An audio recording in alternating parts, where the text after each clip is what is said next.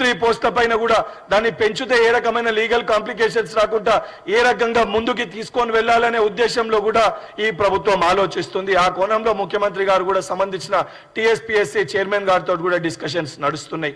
జియో 46-317 మీరు సృష్టించిన సమస్యలు, మీరు ఉద్దేశపూర్వకంగా మీరు చేసిన నష్టం.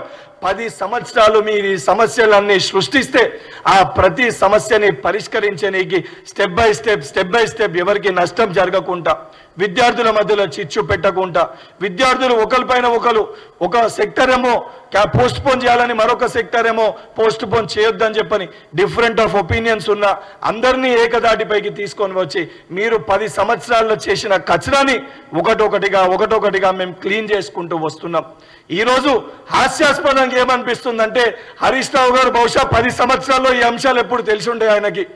ఈరోజు ఏదైతే మేము పరిపాలించే తీరు తట్టుకోలేక జీర్ణించుకోలేక నీకు నీ బామ్మర్దికి మధ్యలో అవుతున్న పంచాయతీ బయటికి రావద్దనే ఉద్దేశంతో నిరుద్యోగులని వాడుకొని ఈ అంశాలని బయటికి తీసుకొని వచ్చి తప్పుడు ప్రచారం చేసే ప్రయత్నము బీఆర్ఎస్ పార్టీ నాయకులు వాళ్ళకి సంబంధించిన కొంతమంది వ్యక్తులు ఈ యొక్క యువకులని రెచ్చగొట్టి రాజకీయ లబ్ధి పొందే ప్రయత్నం చేస్తున్నారు. నిజంగా మీకు చిత్తశుద్ధి ఉంటే ఆ రోజు ఇదే చిక్కడపల్లి సెంట్రల్ లైబ్రరీలో ఏదైతే ప్రవళిక అని ఒక చెల్లె ఆత్మహత్య చేసుకుంటే ఆ కుటుంబంతో మీరు వివరించిన తీరు, ఆ చెల్లె గురించి మీరు మాట్లాడిన వంకరి మాటలు యావత్ తెలంగాణ సమాజం గమనించింది. మీ యొక్క వ్యవహార శైలి ఏ విధంగా ఉంటే ప్రజలందరూ కూడా చాలా స్పష్టంగా చూశారు. నిజంగా మీకు చిత్తశుద్ధి ఉంటే ఈ అంశాలన్నిటిపైన మాకు సంపూర్ణ అవగాహన ఉంది.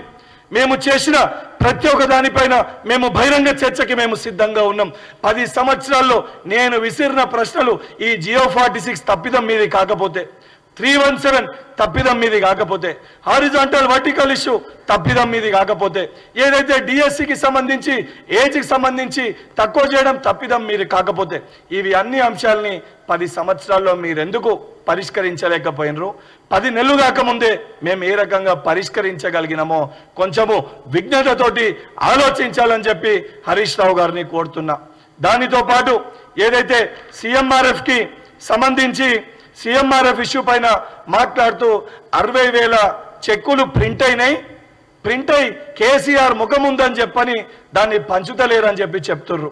చాలా స్పష్టంగా సిఎంఆర్ఎఫ్ లో కూడా ఏ రకంగా అవినీతికి పాల్పడి ఒకే వ్యక్తి పేరు పైన అకౌంట్ నెంబర్లు మార్చి ఏ రకంగా ఆ పైసల్ని కూడా హరీష్ రావు గారు సంబంధించిన వ్యక్తులు దండుకుర్రో చాలా స్పష్టంగా ఆ డిపార్ట్మెంట్లో కొంతమంది వ్యక్తుల్ని కూడా ఈ ఇష్యూ పైన అరెస్ట్ చేయడం జరిగింది. వాస్తవానికి ఉన్నాయి 30,000 చెక్కులు. ఆ 30,000 చెక్కుల్లో కూడా ఏ రకంగా స్కాములు చేసిర్రో అవన్నీ అతి త్వరలో హరీష్ రావు గారు మీరు చేసిన తప్పిదాలు కూడా, మీరు చేసిన స్కాములు కూడా బయటికి వస్తాయి. మీ పేషీలో పనిచేసిన వ్యక్తులు ఆల్రెడీ అరెస్ట్ అయినరు. ఏదైతే ప్రజాప్రభుత్వం ఏర్పడినాక రేవంత్ రెడ్డి గారు ముఖ్యమంత్రి అయిన తర్వాత చాలా స్పష్టంగా ఏదైతే జూన్ ఆ ఇష్యూకి సంబంధించి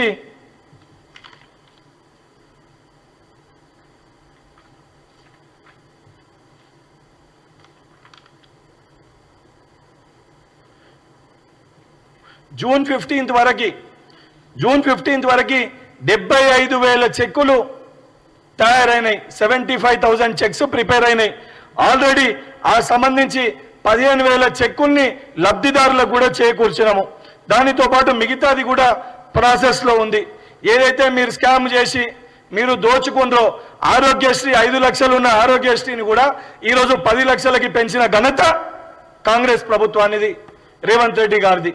ఇవన్నీ పక్కన పెట్టి మీరు చేసిన స్కామ్ల పైన మాట్లాడక, మీరు దొంగతనం చేసి ఆ దొంగతనం బయటికి రావద్దనే ఉద్దేశంతో దొంగతనం చేసిన వ్యక్తులే ఈరోజు దొంగతనం ఎట్లా జరిగిందని చెప్పి మాట్లాడే విధంగా చెప్పే విధంగా చిత్రీకరించే ఒక ప్రయత్నము మీరు చేస్తుర్రు. ఏదైతే ప్రతిపక్ష పార్టీగా ఉన్న మీకు ఇది కరెక్ట్ కాదు. వాస్తవాలేందో రాజకీయాల్లో సుదీర్ఘ రాజకీయాలు ఉన్న మీరు, సుదీర్ఘ అనుభవం ఉందని చెప్పుకునే మీరు ప్రజలకి, విద్యార్థులకి, యువకులకి వాస్తవాలు చెప్పే ప్రయత్నం చేయాలి తప్ప ఏదైతే ఈ యొక్క ప్రజా పరిపాలనని ఏదో నిందించాలి, జీర్ణించుకోలేక తట్టుకోలేక నా బావది బమ్మర్ది మా పంచాయతీ బయటికి వస్తే అది ప్రచారం అయితే ఇబ్బంది అవుతుందని చెప్పి తప్పుదో పట్టించాలి, సైడ్ ట్రాక్ పట్టించాలని చెప్పి మీ అంతర్గత మీ ఇంటి పోరు కోసం బయటికి వచ్చి ఏది పడుతుంది మాట్లాడితే సరికాదు. ఇంకొకటి ఏదైతే యువకులు వచ్చి రిక్వెస్ట్ చేసుకుంటే ప్రజా దర్బార్ వచ్చి రిక్వెస్ట్ చేసుకుంటే కూడా మా సంబంధించిన చిన్నారెడ్డి గారు మా వారు కనీసము కనికరించలేదని చెప్పి మాట్లాడుతున్నారు. ఈరోజు ఎక్కడ ఎవరికి ఇబ్బంది ఉన్నా ముఖ్యమంత్రి గారి ఇంటి దగ్గర కానీ మా దగ్గరికి కానీ మా స్వయాన మా గాంధీ భవన్ కానీ ఎక్కడ ధర్నా చౌక్లో ధర్నాలు చేసినా మేము దాన్ని తప్పు పడతలేమో. ఆ విద్యార్థులని ఆ యువకులని నిర్బంధించి కేసులు పెట్టి అక్రమ కేసులు పెట్టి మేము ఏదైతే ఉద్యమాన్ని ఆపే ప్రయత్నం చేస్తలేము, వాళ్ళ గొంతుల్ని నొక్కే ప్రయత్నం చేస్తలేము. ఈ ప్రజా పరిపాలనలో సమస్యలు మా దృష్టికి వచ్చినా వారు మా దగ్గర కలవనికి వచ్చినా వారి కోపంలో ఉన్న వారి కోపాన్ని కూడా స్వాగతిస్తున్నాము.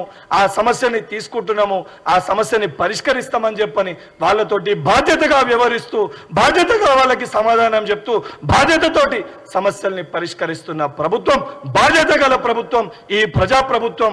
రేవంత్ రెడ్డి గారి సారథ్యంలో, రేవంత్ రెడ్డి గారి నేతృత్వంలో, మా ముఖ్యమంత్రి గారి నేతృత్వంలో ఈ ప్రతి సమస్యని మేము ఇచ్చిన ప్రతి హామీని అమలు చేయడానికి మేము సిద్ధంగా ఉన్నాము.